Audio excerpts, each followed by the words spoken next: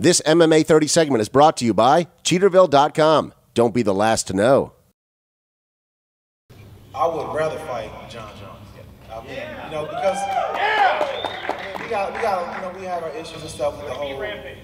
Yeah, I mean, like you said, but we already had a situation with you know, with the whole Greg Jackson thing and the thing splitting up. So, you know, I'd like to fight him.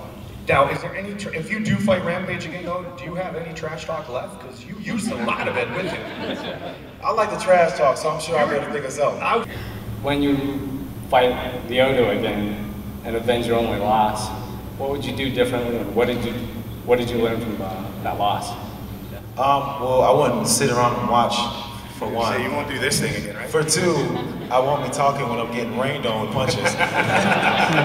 I can get hurt. I'm not invincible, so I learned I'm not invincible. So, but you know, going into that fight, I think I would just be more aggressive. And that's what I was saying earlier. Like when you go into a fight, sometimes you're so worried about what other people are doing that you're not really doing your game plan. And by you sitting there watching them, you take your own self out of your own game. So sometimes when you're in a fight with somebody who's, you know, a little bit confusing or a little bit quirky, you just got to go for yours and just, you know, see what happens after that.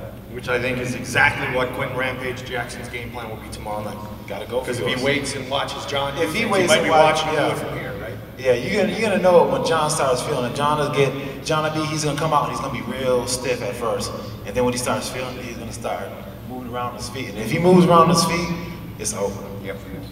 I was wondering, does Rampage really hit that hard, and does Jones really have no chin? Rampage does hit really hard. Really. Y'all see what happened in the third round. Y'all see what happened, but I slipped. I swear I slipped. I slipped. Nah, he is pretty hard.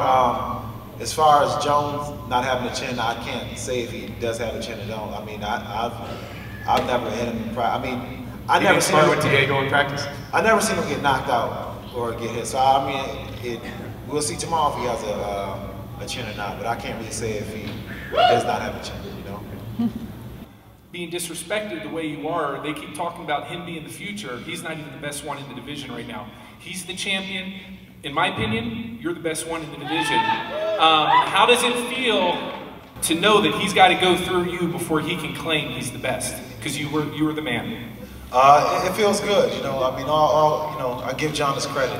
He's definitely putting a lot of work in, and he's had some very impressive fights and some very impressive wins.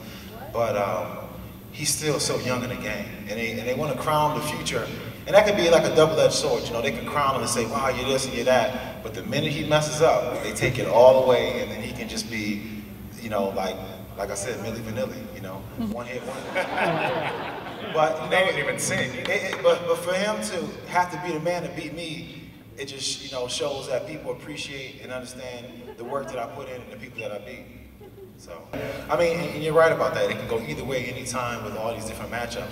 But one thing that makes John good is the fact that he's so young. He just throws anything, and he does that because he has no fear. He doesn't know anything. But the longer he fights, he's going to establish more fear.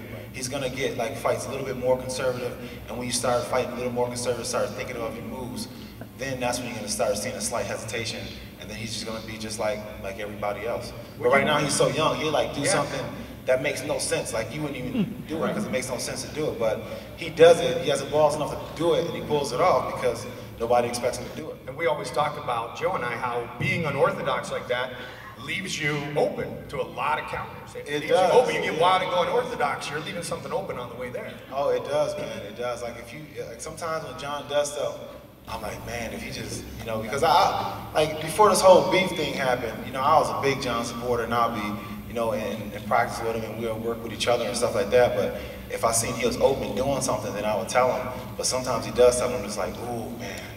You know, it just, because it could, like sometimes when he throws certain combinations, when he throws the spinning back fist, he just does it, not even like, don't have no ground to do it, and just does it without even thinking. But he pulls it off because nobody expects him to do it.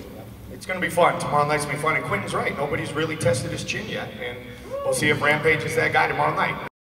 This MMA 30 segment is brought to you by Cheaterville.com. Don't be the last to know.